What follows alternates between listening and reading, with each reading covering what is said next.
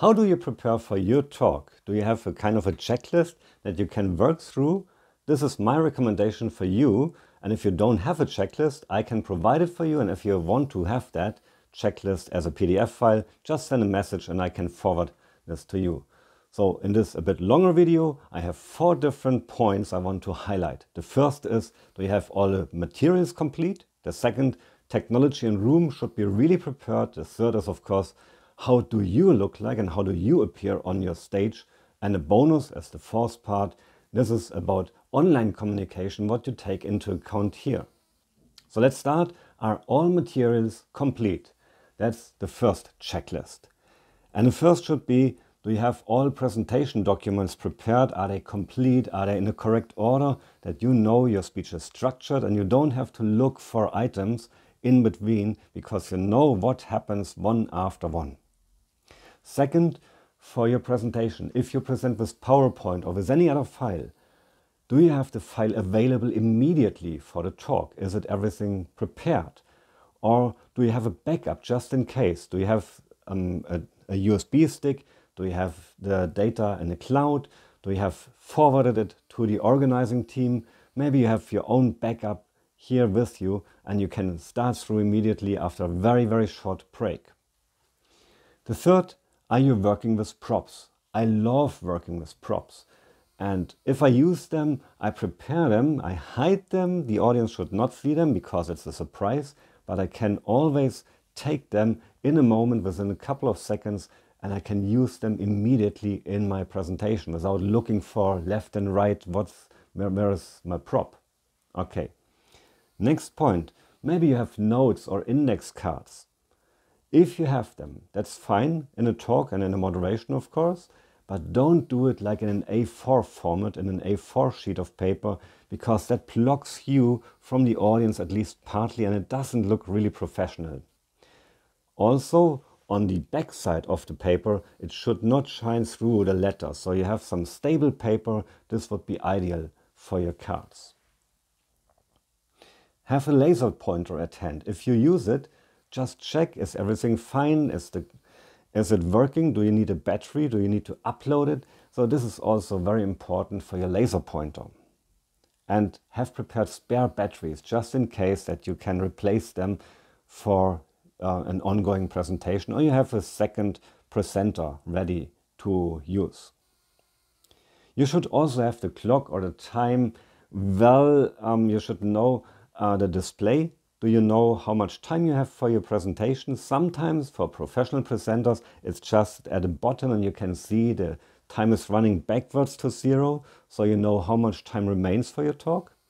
If not, you can also use a clock which is in front of you, or maybe at the other side of the room, but don't look to left or right side or here to your watch. This is a bit awkward.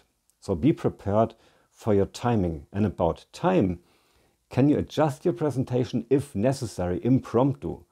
Maybe there is one presenter who is not showing up and you will have twice the time of your talk. So you can extend, enlarge your talk, have more interactive parts or an exercise, whatever. So be prepared for this. And the other way around, if your time is shortened from 15 to 10 minutes or to 5 minutes, have you prepared version 2, version 3, version 4 maybe even, so that you can adjust immediately. This is professional preparation for your presentation, just in case. Now to the second part, that's about technology and room preparation. For the technology, all programs should be up to date. So there's no update necessary during the presentation if you work with a file or if your laptop is connected. Not that there is an automatic upload during your presentation. This should not interfere with your talk. The technology should also be in working order. So if you have a projector or the laptop or the microphone, please test out everything in advance for the room, that you know that you get familiar with your stuff, that you know how you can use it. Maybe you have a hand microphone or different microphones. You have to check them and get familiar with that. Maybe there's an interference at different places in the room, so check where the interferences are and make sure you walk around where there is no interference, because that's noise. It's not very comfortable, not for you, not for the audience at all. Minimize the voice. Maybe the window is open for some fresh air, but if there is traffic or there is something really loud, a loud source, maybe a kindergarten or whatever, reduce the side noise to a minimum whenever possible, because that does not distract the audience then. Maybe you have a squeaky floor. So if you walk around and at the floor there is some noise at different spots, make sure you know these spots and you do walk around these, not on the squeezing noise, okay? Check the lighting conditions. Maybe there is sunlight, it's really a lot of sunlight is coming in. Maybe you can darken the room a bit. Maybe you have some artificial light. How is the light conditions that you are visible for your audience? For example, on a professional stage or theater stage, you have lots of light and you cannot even see the audience at times. This is quite usual for professional speakers. Make sure that you get familiar with those conditions as well, if it is one part, if it is about the venue for your talk. How's the seating arrangement? Can you walk around? Can you connect to the audience? Maybe you have a desk just in front of you and it blocks from the connection between you and the audience. So walk around and get closer to the audience whenever possible. Connect to them. Maybe you walk around to have this very close interaction. Don't hide yourself behind a desk or behind a lectern whenever possible. Sometimes it's not possible because the microphone is also fixed, but maybe you find a way where you can connect to the audience in a much better way during the interaction times. Maybe a glass of water is also provided, so in between you can also drink a bit of water. And a short break is absolutely okay, whether it's 3, 4, 5 seconds. The audience knows you need to drink and it's absolutely okay. Maybe you have an emergency contact for technical problems, just in case. If the technical team is not here in the room, you know the emergency number and they can fix the problem.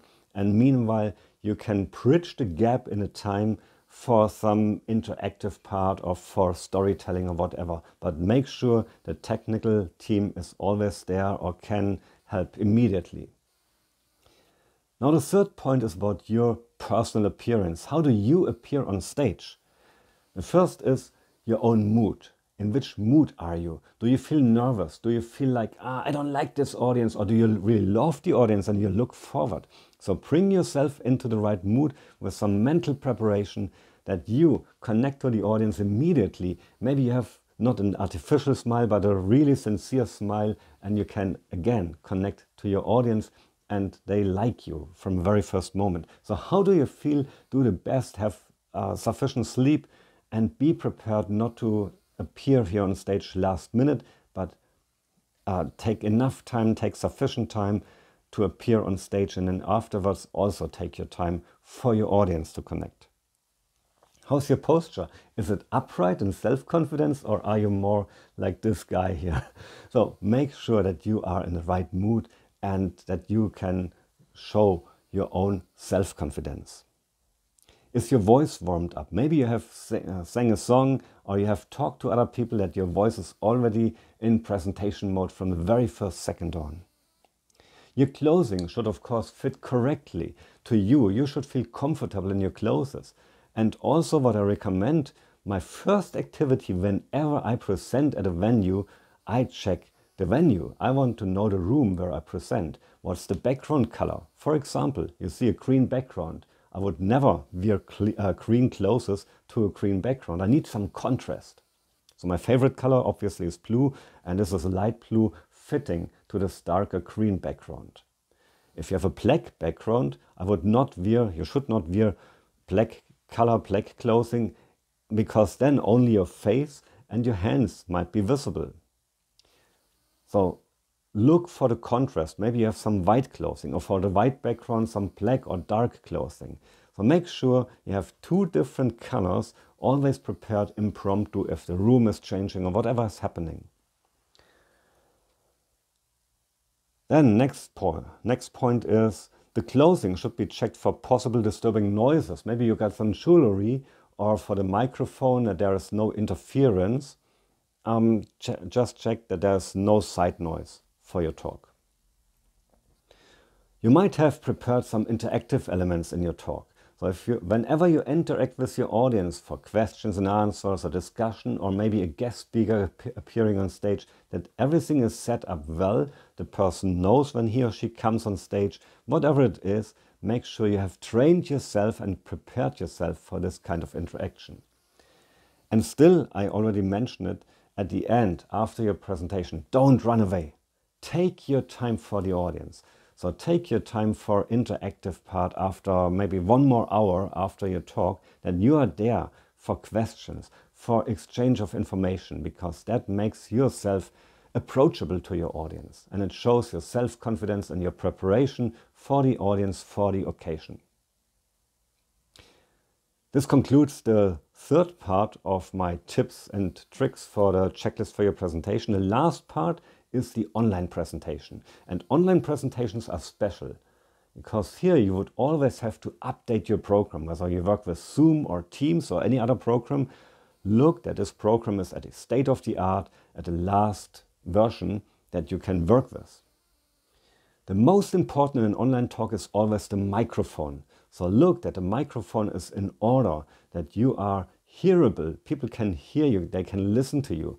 If you have a good quality microphone, not a problem at all, but make sure, make a test, make an online test, record yourself and listen to your own voice in a different device and learn about, can you still optimize that? There should be no background noise as well, so reduce all the side noises whenever possible. The next important part is of course the video appearance. How do you look like in the audience? I just got this 2-dimensional background with this green screen here. For you, I recommend maybe you have a 3-dimensional appearance, even that it looks like 2-dimensional on the screen, but it somehow appears like it's 3-dimensional. This could be for the depths of your online room. The room should be well lit, so you should have light from the front, not from the back, maybe some side light or some daylight, whatever it is, that people can see your face very clearly, that you are not too dark on a screen. Some people, they present from a bottom or from the top, or sometimes they even look to a side where they see the screen and all the people who listen to them, but connect to your audience in your camera at eye level. Very important for an engaging talk, for audience connection, and then hundreds of people, maybe thousands of people literally can see you and they feel this eye contact, even that you don't see them, but they feel it. How's the contrast between clothing and background color? Like in a live talk, also look up that you are really visible for your audience. Is your background tidy and not distracting? Because there might be a shelf of books, and I'm really a curious person. If I see a shelf of books, I want to see what are the books the presenter is reading. Oh, I got the same book, things like that, you see. So it should not disturb the audience. It should be a calm background, a relaxed background, and the focus should always be on you as the presenter. If there is an interaction in the chat planned, prepare your text and then you can copy paste it from a Word file to your chat. Instead of just writing and typing and then there's a mistake and you correct it and it takes time, it's time consuming. So just prepare for the chat every question, every interaction you want to include in your talk, in your online talk. Finally, do a program check with your presentation. Record yourself and look the recording. Are you satisfied with your own online appearance, with the structure of your talk, with the connection, with the interactive parts and so on? And then do it again until you're really satisfied. That's the test version you should always take. And maybe if there is a lot of interaction or there's audience questions are allowed, maybe you have a technical assistant and he or she can read all the lines, all the notes, and in between, if he or she collected 5 or 10 questions or statements, can always jump in your talk. And then you can really focus on your presentation, on your audience, instead of watching all the comments in the chat, you see?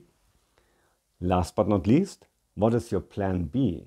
If the video fails, do you have a second screen with a second program where you can walk into the Zoom room immediately, or do you have a task for the audience in between that they can work together, that they can interact or just have a short break? Whatever it is, be prepared for a plan B. That's my tip for online communication.